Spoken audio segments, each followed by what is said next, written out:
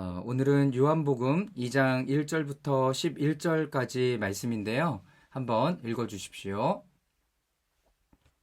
사흘째 되는 날에 갈릴리 가나에 혼인 잔치가 있었다. 예수의 어머니가 거기에 계셨고 예수와 그의 제자들도 그 잔치에 초대를 받았다. 그런데 포도주가 떨어지니 예수의 어머니가 예수에게 말하기를 포도주가 떨어졌다 하였다. 예수께서 어머니에게 말씀하셨다. 여자여, 그것이 나와 당신에게 무슨 상관이 있습니까? 아직도 내 때가 오지 않았습니다. 그 어머니가 일꾼들에게 이르기를 무엇이든지 그가 시키는 대로 하세요 하였다. 그런데 유대 사람의 정결 예법에 따라 거기에는 돌로 만든 물 항아리 6이 놓여 있었는데 그것은 물 두세 동이들이 항아리였다. 예수께서 일꾼들에게 말씀하셨다. 이 항아리에 물을 채워라. 그래서 그들은 항아리마다 물을 가득 채웠다. 예수께서 그들에게 말씀하시기를 이제는 떠서 잔치를 맡은 이에게 가져다 주어라 하시니 그들이 그대로 하였다. 잔치를 맡은 이는 포도주로 변한 물을 맛보고 그것이 어디에서 났는지 알지 못하였으나 물을 떠온 일꾼들은 알았다. 그래서 잔치를 맡은 이는 신랑을 불러서 그에게 말하기를 누구든지 먼저 좋은 포도주를 내놓고 손님들이 취한 뒤에 덜 좋은 것을 내놓는데 그대는 이렇게 좋은 포도주를 지금까지 남겨두었구려 하였다. 예수께서 이 첫 번 표징을 갈릴리 가나에서 행하여 자기의 영광을 드러내시니 그의 제자들이 그를 믿게 되었다. 아멘. 아멘. 네, 감사합니다. 오늘은 수요 메시지로 여러분들과 함께 당분간 이 시간들을 좀 보내도록 하겠습니다. 우리가 지난주에는 예수님의 세례에 대한 이야기를 나누었습니다. 그 예수님의 세례에 대한 의미는 어떤 의미가 있냐면 예수님이 많은 사람들에게 있어서 공식적으로 이분이 드러나는 시간이었습니다. 그래서 뭐라고 얘기하냐면 주현절이다 라고 얘기했습니다. 예수님이 나타나는 절기.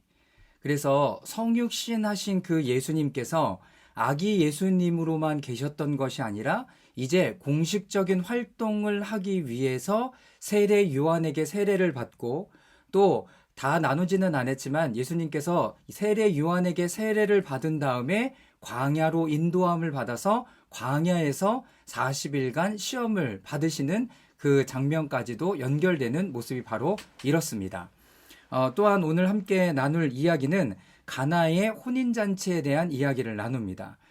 이 말씀이 왜 중요하냐면 가나의 혼인잔치에서 예수님이 첫 번째 기적을 행하십니다.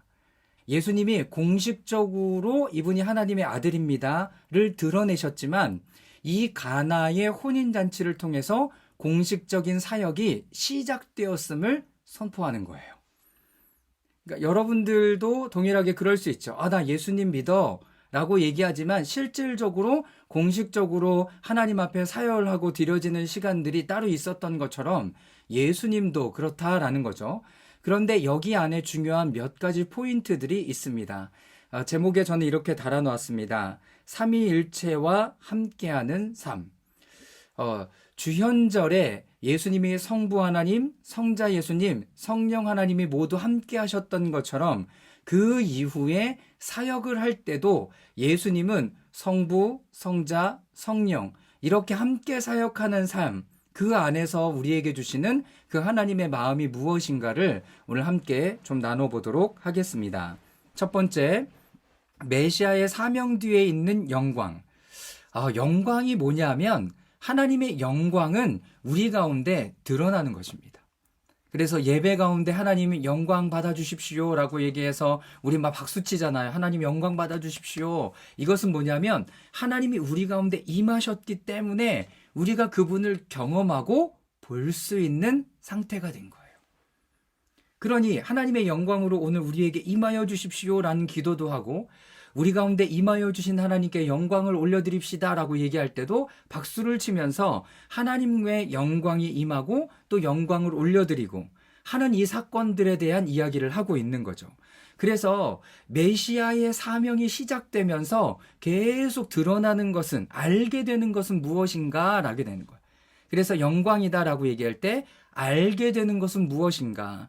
메시아의 사명을 통해서 우리가 알게 되는 것은 무엇인가? 이 부분들을 오늘 함께 나누도록 하겠습니다. 성육신을 통해서 예수님이 이 땅 가운데 오심과 그분의 가르침, 그분의 영광이 세상 가운데 나타남으로 그분의 사명 뒤에 감춰진 삼켜진, 이렇게 숨겨진 의미들이 있다라는 것을 우리가 알 수 있습니다. 그것은 뭐냐면 하나님이 하나님의 모양과 형상으로 우리를 창조하셨는데요. 이 창조하셨을 뿐만 아니라 이제는 이 땅에 존재하는 이유에 대해서 계속 하나님이 알게 해주시길 원해요. 예수님이 이 땅에 오신 이유와 목적이 뭐예요? 우리를 위하여 십자가에 달려 돌아가시는 거였어요. 그것뿐만 아니라 우리가 계속 하나님의 형상을 닮아갈 수 있도록 인도하신다라는 거예요. 자, 첫 번째, 하나님은 우리가 삼위일체 하나님과 당신의 모든 활동의 참여자로 만들기를 원하셨다. 이것은 하나님의 마음에 처음부터 있었던 것입니다. 다시 말해서 그 예수님께서 하나님께서 이 땅 가운데 오셔서 삼위일체 되시는 그 하나님과 함께 우리가 사역하기를 원하세요. 다시 말해서 교제하기를 원하세요. 그러니까 어떤 사람들은 성령님만 구하죠. 성령의 충만함, 성령이 우리 가운데 임해 주십시오. 성령이 제일 중요하지 라고 얘기하지만 어떤 분들은 또 하나님만 또 어떤 분들은 또 예수님만 그것이 아니라 이제는 성부 하나님, 성자 예수님, 성령 하나님 이분과 함께 우리가 사역하기를 원할 뿐만 아니라 그분의 성품을 닮아가기를 원하세요. 자, 두 번째, 이것은 하나님 자신과 또 그분의 사역과 사명을 함께 나눔으로 거기 밑줄 그어보세요. 우리의 존재의 진정한 목적을 우리가 맛보기를 원해요. 그러니까 우리의 존재의 진짜의 이유를 우리가 맛보기를 원해요. 여러분, 이거는 이 세대를 살아가는 우리에게는 굉장히 중요한 메시지가 됩니다. 왜냐하면 돈을 벌려고 살아가는 사람이 있고 또 나중에 편안하기 위해서 지금 막 열심히 노력하는 사람들이 있어요. 여러분, 그 모든 것을 다 뛰어넘어서 하나님은 우리에게 허락하신 그 사명을 맛보게 함으로 말미암아 내가 정말 기쁘구나, 행복하구나, 너무나 좋구나, 내가 이 땅을 하나님의 나라를 살아가는구나, 이런 부분들을 깨닫기를 원하시는 거예요. 이것이 어디 가운데 이루어져요? 삼위일체 안의 교제 가운데 이루어져요. 삼위일체 교제 가운데. 자, 세 번째, 예수님은 단순히 죄의 용서와 천국으로 들어가는 것만을 위해 오신 것이 아니라 우리를 다시 원래의 형상, 원래의 모습으로 회복하도록 오셨다. 회복하기 위해서 오신 거죠. 십자가의 사건은 어떤 거였다고 얘기했어요? 절정이었습니다. 우리의 삶에 예수 그리스도의 삶의 절정이었어요. 근데 그것이 전부가 아니에요. 부활하셨죠. 그래서 우리의 육체가 소중하다는 것들도 알려주셨어요. 깨닫게 해주셨어요. 그래서 우리는 예수 그리스도의 십자가와 부활과 이 모든 것들을 경험할 때 어디로 돌아간다라고 얘기했어요? 창세기 2장과 3장으로 돌아간다라고 얘기했어요. 창조의 원래 모습. 창조의 원래의 모습으로 가면 거기 안에 무슨 나무가 두 그루 있어요? 생명나무 그리고 선악을 알게 하는 나무가 두 그루가 내 앞에 항상 있을 거예요. 그런데 이 안에서 하나님으로 인하여 만족하지 못했다면 우리는 항상 뱀의 꼬임에 넘어가서 뭘 또 따먹게 돼요? 선악을 알게 하는 나무를 따먹게 될 거예요. 여러분, 우리는 지금 이 싸움 가운데 놓여 있어요. 그런데 컨디션은 뭐예요? 하나님이 우리를 회복하신 그 모습이에요. 그럼에도 불구하고 우리 안에 이 선악을 알게 하는 나무의 열매가 너무나 날마다 잘 보이고 이것을 따먹기를 원해요. 왜? 지혜가 필요하니까. 내가 하나님과 같이 되고 싶으니까. 나 중심적으로 흘러가기를 원하니까. 그래서 나를 십자가에 못 박는다. 내 성품과 생각과 마음과 이 모든 것들을 십자가에 못 박고 하나님의 뜻을 따라간다라고 고백하는 것은 우리의 삶에 엄청난 영향을 주게 됩니다.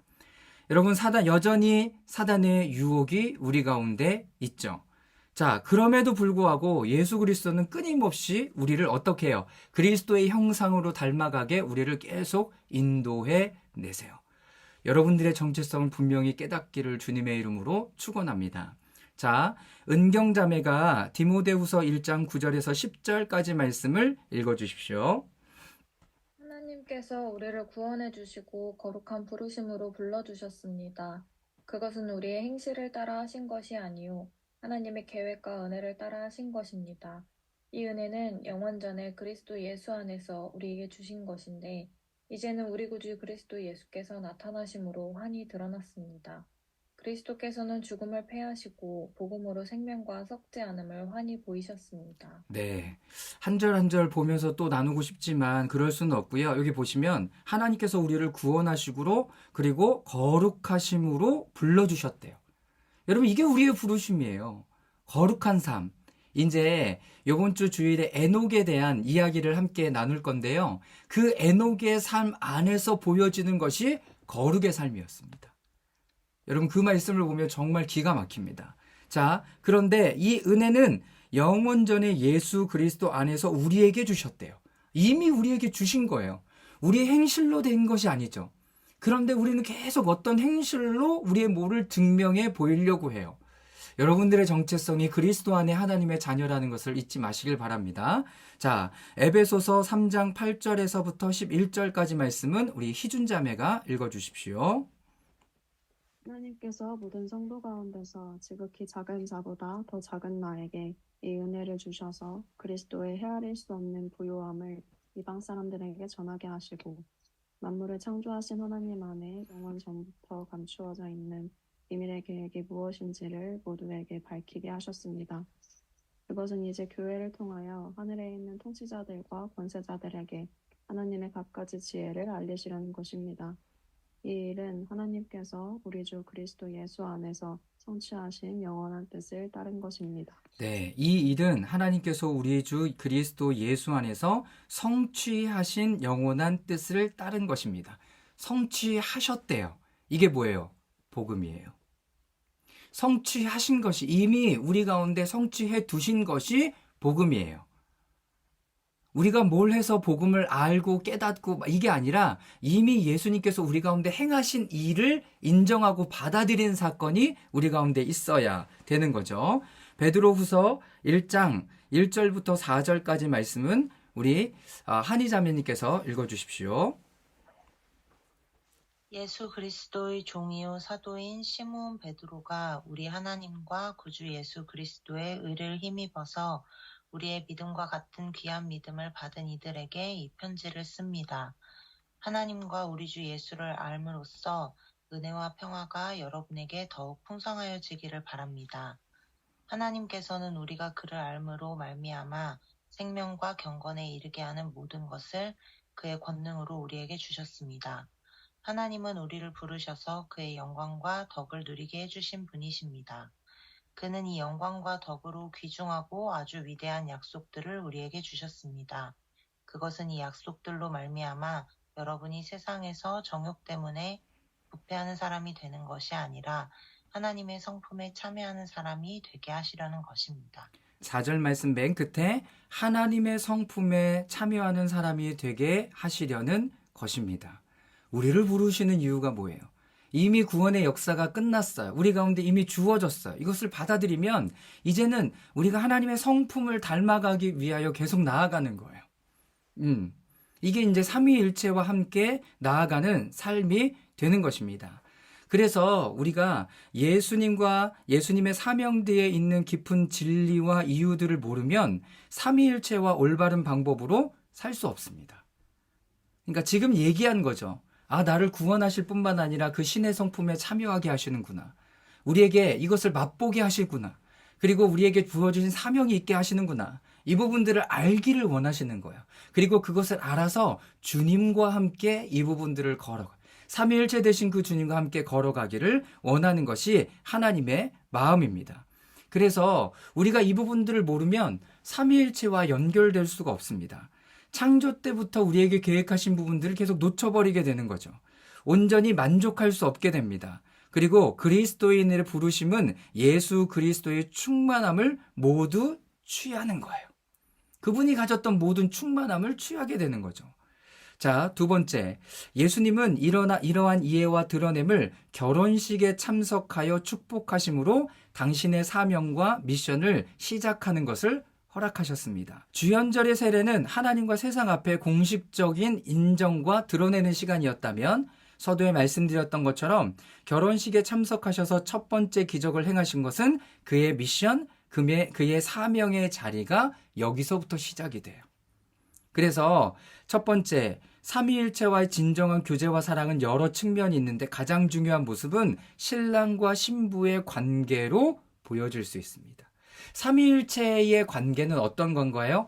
신랑과 신부와의 관계의 깊은 친밀한 관계를 표시하는 것과 똑같다라고 이야기합니다.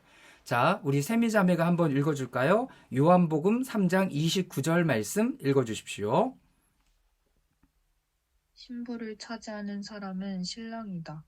신랑의 친구는 신랑이 오는 소리를 들으려고 서 있다가 신랑의 음성을 들으면 크게 기뻐한다.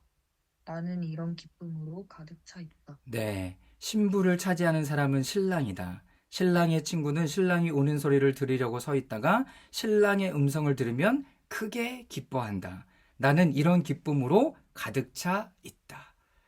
이미 만날 것에 대한 기대감, 그리고 만난 것에 대한 이 마음이 이 사람 안에 있다는 거죠. 이 예수님이 지금 말씀하시는 거예요. 신랑과 신부의 관계로. 이 부분들을 얘기하죠. 그래서 성경에는 신랑과 신부의 관계를 우리와 하나님과의 관계로 비유한 말씀들이 많습니다. 그래서 열처녀 비유, 어린 양의 혼인잔치, 남편과 아내에 대한 권면. 이 안에서 예수님이 보여내는 것은 뭐냐면 두 번째, 우리가 그리스도인의 영적 여정을 시작할 때 그분과의 관계가 형성될 때 우리는 항상 특별하고 특정한 사랑을 경험하죠. 그래서 우리가 하나님을 만날 때 정말 뜨거운 사랑, 너무나 좋은 사랑, 그분을 날마다 보고 만나고 싶어서 달려가는 그 사랑, 여러분 그것을 경험하게 된다라는 거예요. 내가 하나님을 사랑하는가? 우리가 공동체의 복음 중심의 공동체 하면서 함께 나누었지만 우리가 하나님을 사랑하면 그분을 더 믿을 수가 있겠죠. 그리고 더 믿으면 그분을 더 사랑하게 되는 거예요. 이 관계 가운데 나는 하나님을 믿지만 사랑하지는 않는다라고 얘기하는 거는 분명한 오류예요. 나는 하나님을 사랑해, 믿지는 않아. 여러분 그런 부분이 이야기가 된다면 그건 분명히 오류가 있는 거죠. 하나님을 사랑한다면 더 깊이 믿을 수 있고요. 더 깊이 믿는 것 안에 하나님을 더 깊이 사랑하게 가는 거죠. 그런데 결혼의 모습 안에 보면 뭐가 있냐면 은혜의 사랑이 있습니다. 무조건적인 사랑, 그리고 용서의 사랑, 용납의 사랑이 있죠. 그리고 이해와 기다림, 자신을 내어주는 사랑, 우리가 다른 사람을 사랑할 때, 그리고 자녀를 사랑할 때 이 모든 것을 경험하게 됩니다. 내가 사랑하는가? 여러분 이런 부분들로 확인해 볼 수 있는 거예요. 이 사랑 안에, 이 결혼 관계 안에서 이제 사랑에 대한 부분들을 이야기할 때 세 번째는 두 번째 단계로 들어갈 때 우리는 허니문의 달콤한 사랑을 잃어버리고 성화의 성장의 여정이 됩니다. 여러분 그 관계가 계속 지속됐으면 좋겠어요. 여러분 그런데 우리는 이 하나님의 사랑 그리고 사단이 우리를 어떻게 공격하는지를 잘 몰라요. 그래서 하나님이 주신 그 사랑을 쉽게 잃어버려요. 제가 최근에 그 존 파이퍼 목사님이 정말 젊었을 때 30대에 설교하셨던 영상을 본 적이 있어요. 사단이 우리의 연약함에 가장 정수되는 부분들을 건드린대요. 그것이 뭔지 아십니까? 그것이 뭔지 아십니까? 막 이렇게 얘기하고요. 이렇게 얘기해요. 우리들의 죄입니다. 라고 얘기를 해요. 죄. 그거를 가지고 사단은 깊이 파고들어서 하나님과 우리와의 관계를 너무나도 쉽게 끊어버린다는 거예요. 그쵸? 우리가 죄를 지으면 하나님 나를 버리셨구나. 나 그분과 교제할 수 없구나. 여러분 이것을 너무 깊이 느끼잖아요. 사단은 그거를 너무나 잘한다는 거예요. 내가 하나님의 아들, 하나님의 딸, 나에게 부르심 이것을 분명히 주셨음에도 불구하고 우리는 계속 사단의 속임에 너무나 쉽게 넘어간다는 거죠. 그래서 지난주에 설교하면서 말씀드렸잖아요. 여러분 좀 뻔뻔해져 보세요. 누구에게? 사단에게 좀 뻔뻔해져 보세요. 나 괜찮아. 하나님은 그래도, 예수님은 나를 그래도, 성령님은 나를 그래도 받아주셨어 라고 선포하는 그 마음들. 그 다음에 우리는 그 사랑에 순수하고 진실을 한 신부의 사랑임을 깨닫고 감정과 감성에 의존하는 것이 아님을 알게 됩니다. 여러분, 진리에 기초한 사랑, 순수함에 기초한 사랑이 우리 주님이 우리에게 주셨던 사랑이죠. 그런데 우리는 자꾸 감성적으로, 감정적으로 나아가려고 애써요. 그래서 그게 아니면 사랑을 못 받은 것 같은 마음을 가져요. 여러분, 우리가 가져야 되는 것은 1대1로도 나눴지만 하나님을 믿는 것은 감정이 아니에요. 뭐예요? 진리에 기초한 사랑이에요. 결혼한 사람들이 있어요. 결혼한 사람들이 시간이 지나면 권태기가 온다해요. 아내, 남편 점점 멀어진 것 같다라고 얘기해요. 마음이 식었다라고 얘기합니다. 그런데 이 사람이 결혼의 관계가 그러므로 깨지나요? 아니요. 진리는 뭐예요? 이 사람과 나는 결혼의 예배를 통해서 하나가 된 사람이다라는 것이 뭐예요? 진리죠. 진리예요. 그것을 법적인 효력을 갖는 거죠.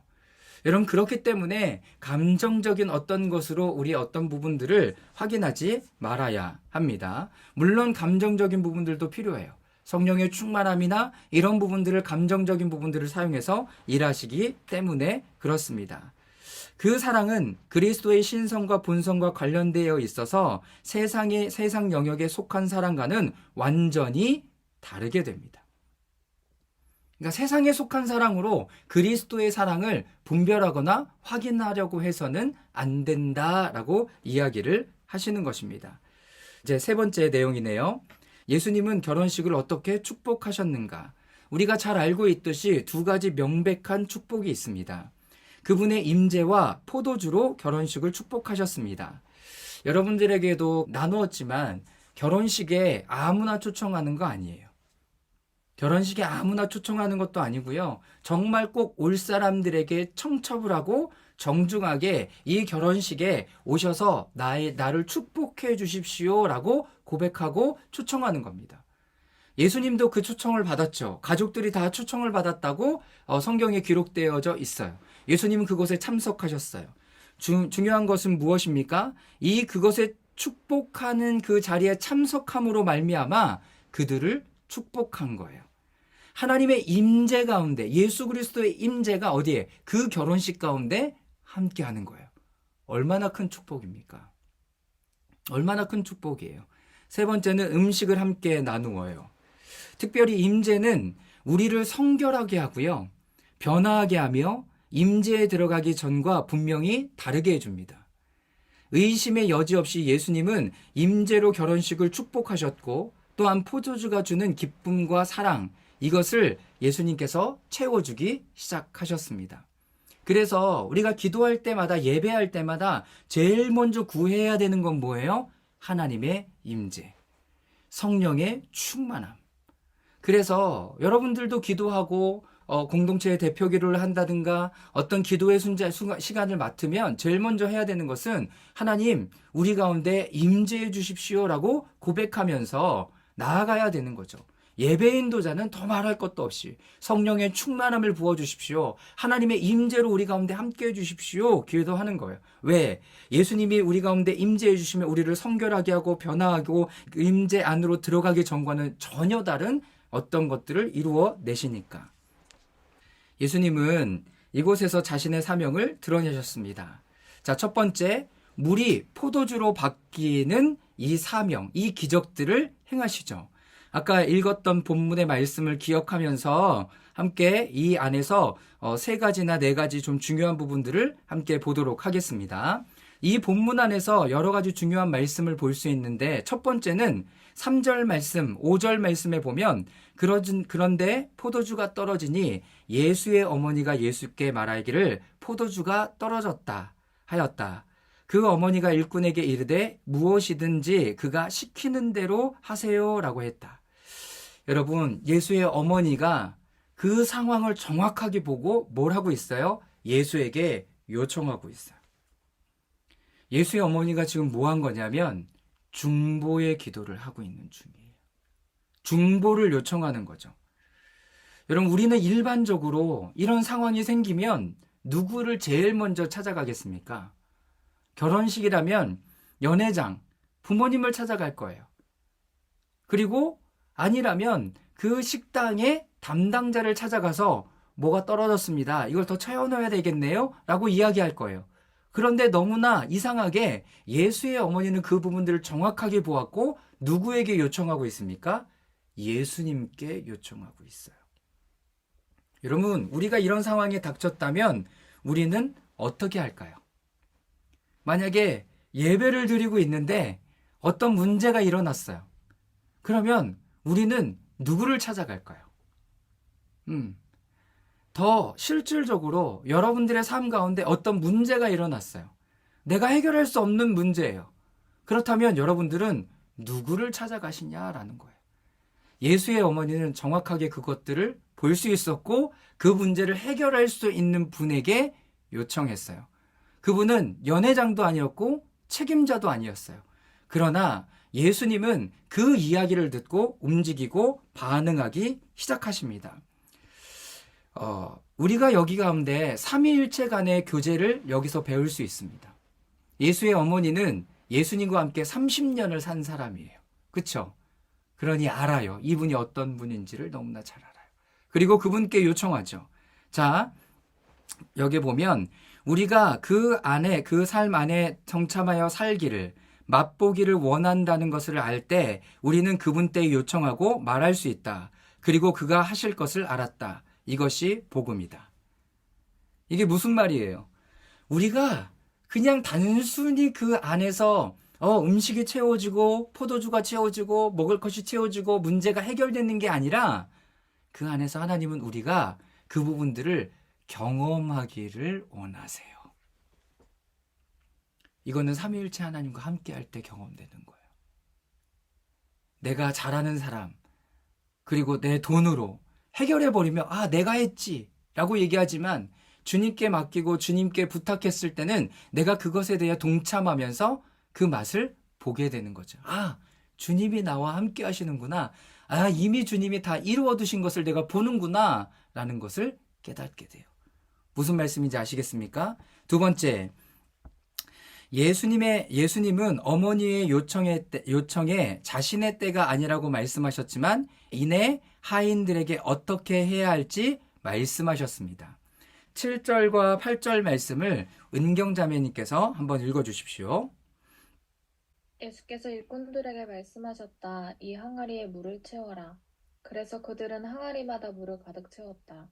예수께서 그들에게 말씀하시기를 이제는 떠서 잔치를 맡은 이에게 가져다 주어라 하시니 그들은 그대로 하였다. 네, 연회장도 아닌 사람, 아무것도 아닌 사람이 지금 이 얘기를 듣고 정말 얼토당토하는 요청을 하고 있어요. 하인들에게.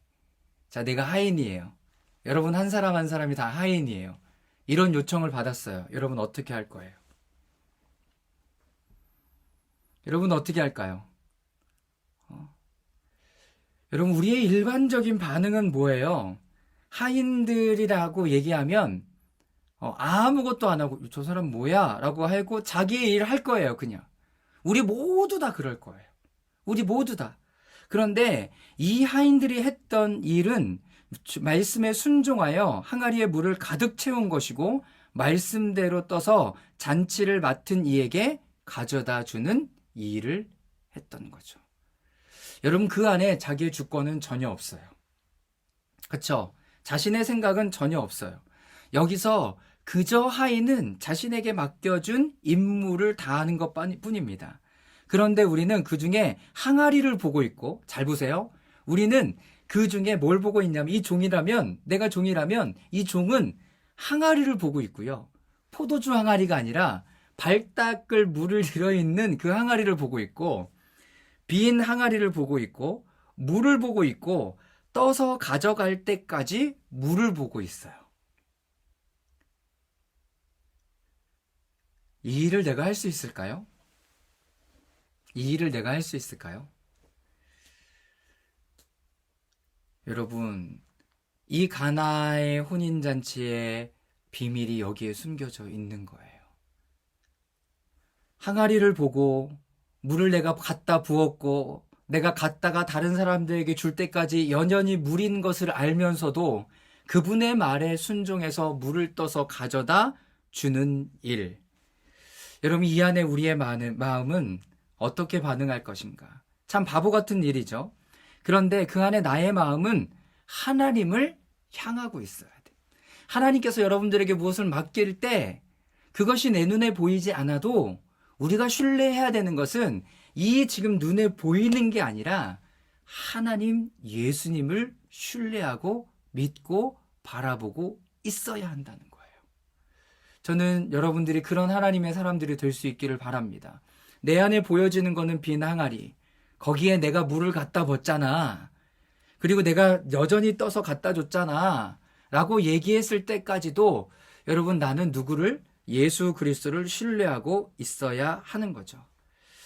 우리가 중요한 것은 우리의 임무를 수행할 때, 우리의 책임을 완수하고 우리의 역할을 다할 때 우리는 실제로 우리의 항아리에 채우는 것을, 물을 채우는 것을 받아들이고 수용해야 돼요. 받아들이고 수용해야 그 기적이 그 다음에 하나님 예수 그리스도를 통해서 일어납니다.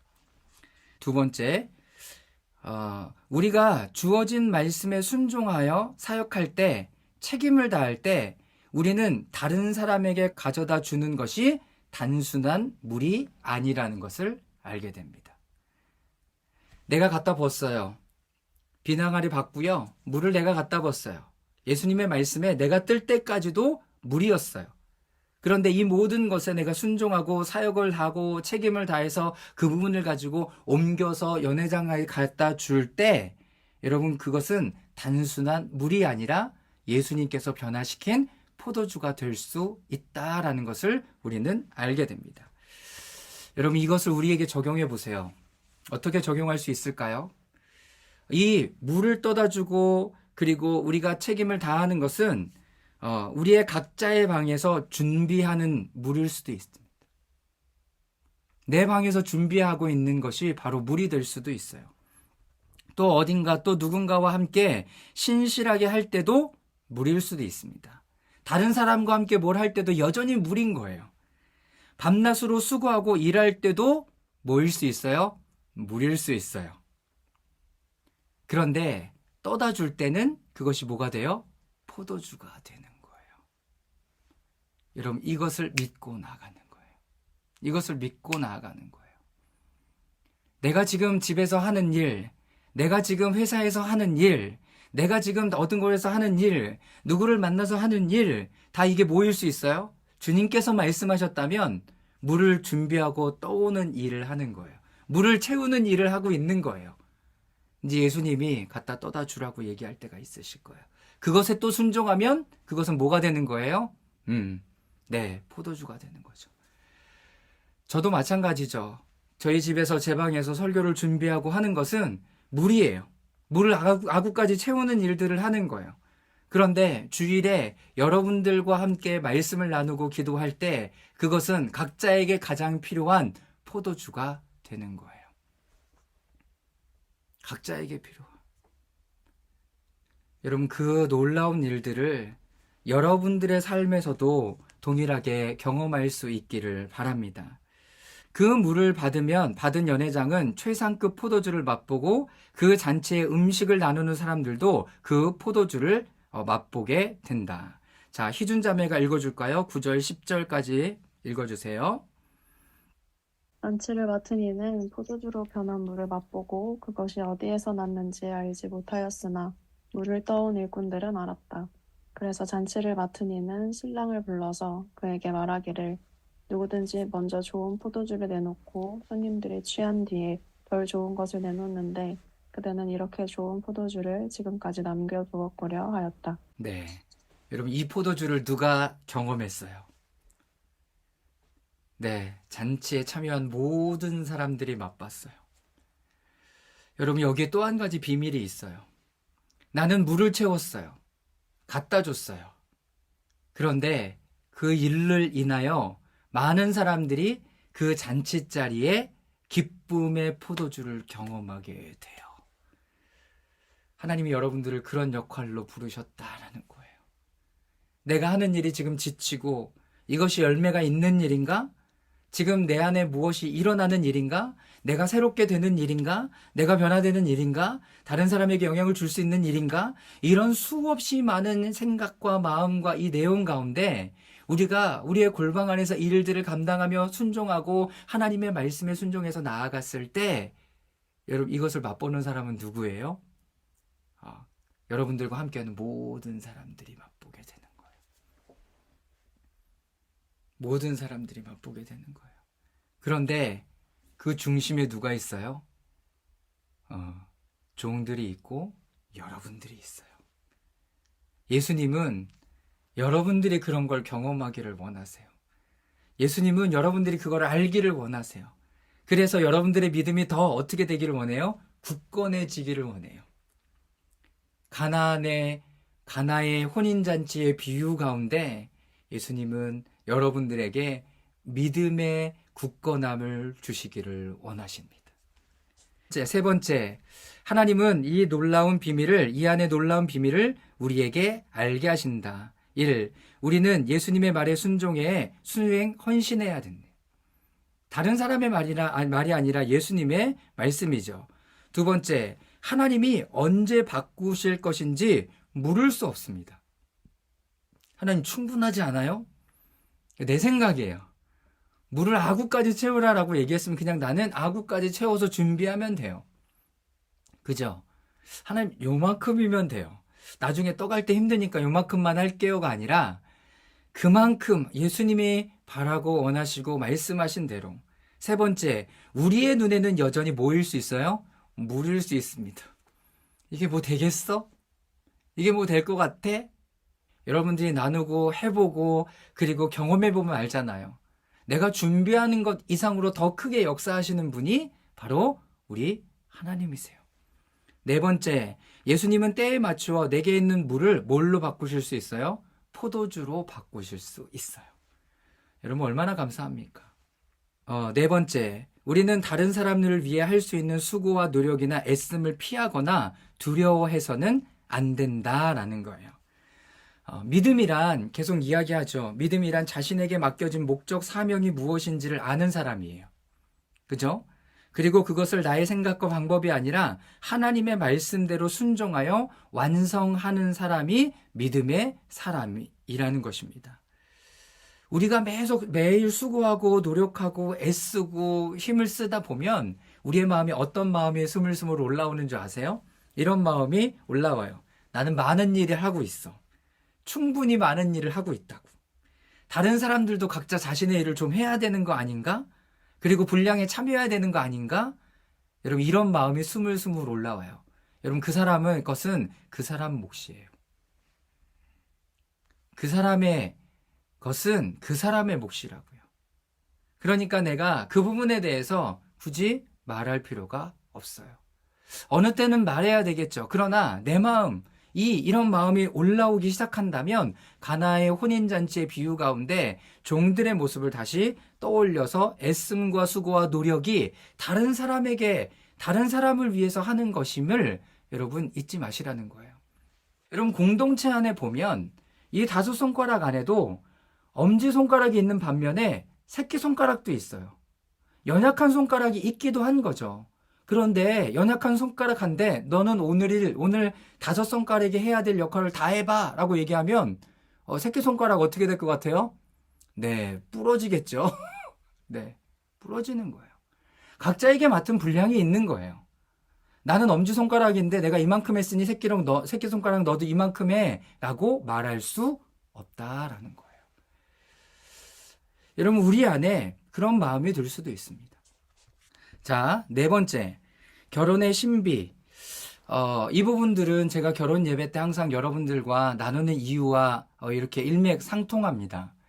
그래서 저는 여러분들이 결혼식을 가면 제가 저하고 제가 양육했던 사람들에게 항상 똑같은 설교를 한다는 걸 여러분 알고 계시잖아요. 근데 그 이유를 우리 한인자매가 잘 알고 있더라고요. 왜냐하면 각자의 결혼식 안에서도 그 말씀을 들었지만 그 말씀을 다른 사람의 결혼식에 참여해서 자신의 마음 가운데 다시 결혼할 때의 마음을 다시 새롭게 하라라는 의미를 가지고 있는 거예요.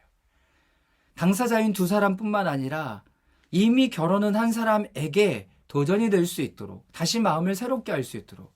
그런데 제 설교가 처음부터 지금까지 설교를 본다면 계속 더 깊어지고 있는 중이에요. 같은 설교지만.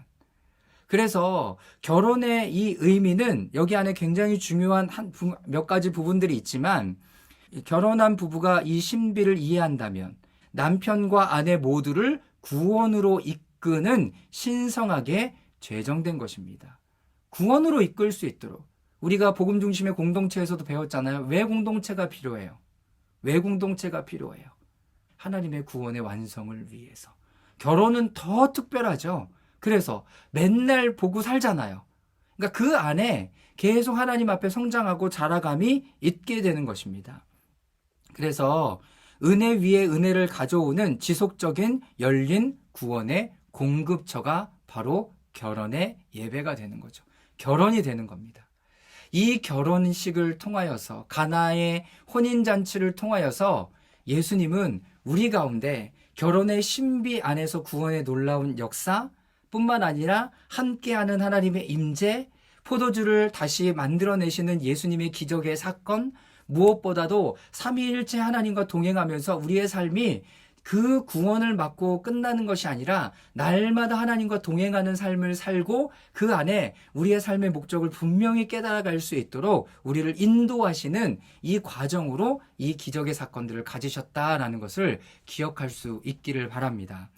마지막 본문 요한복음 1장 11절 말씀을 우리 한이자매가 한번 읽어주십시오. 예수께서 이 첫 번째 표징을 갈릴리 가나에서 행하여 자기의 영광을 드러내시니 그의 제자들이 그를 믿게 되었다. 네, 기적의 사건을 일으켰어요. 근데 그 안에 예수님은 자신이 확 드러나서 뭘 한다기보다 예수의 어머니 그리고 종들 이런 사람들이 그 일들을 감당하는 것들을 경험케 해주셨어요. 그러면서 이분이 누구다? 하나님의 아들 우리를 구원하실 메시아이구나를 분명히 깨달을 수 있게 인도해 주셨다라는 것입니다. 그러므로 말미암아 제자들이 그를 믿게 됩니다. 그를 믿게 돼요. 여기 다 나누지 않는 내용들은 오늘 여러분들이 그 강의안을 보시면서 중요한 메시지를 다시 찾아서 볼 수 있었으면 좋겠습니다. 가나의 혼인잔치의 그 기적의 역사는 단순히 혼인잔치에 있지 않고 그 이면에 많은 신비들이 감추어져 있습니다. 이 신비들을 여러분들이 깊이 깨닫고 우리의 삶에 하나님의 마음에 또 주님과 동행하는 귀한 은혜가 있기를 주님의 이름으로 축원합니다. 아멘.